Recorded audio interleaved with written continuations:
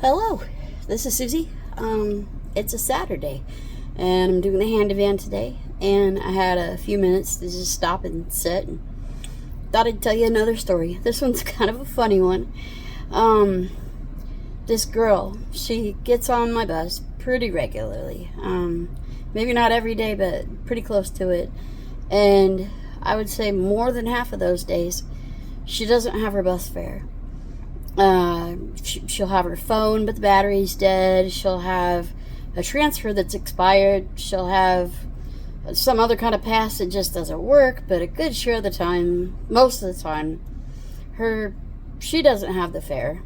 And I've taken it upon myself to decide that I am not the fare police. That's not part of my job. I just can't be the fare police.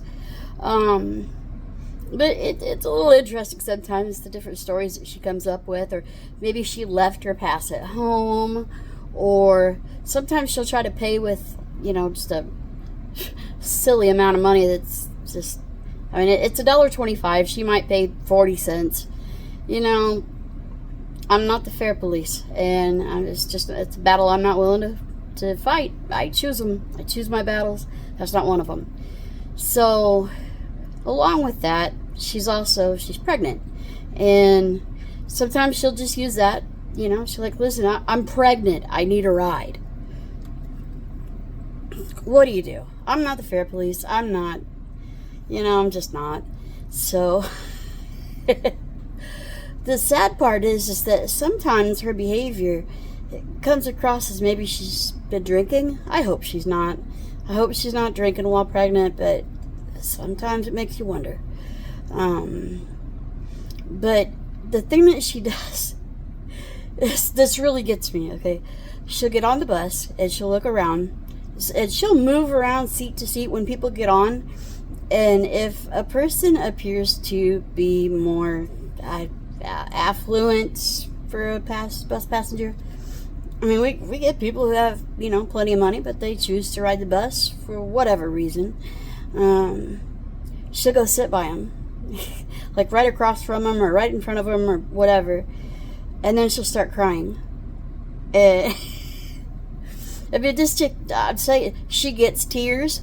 She gets the whole 9 yards, and she'll be all crying, and then they'll be like, "Oh, honey, what's wrong?" And they want to know, and the next thing you know, they're handing her money. She's found a way to get their sympathy and get some money.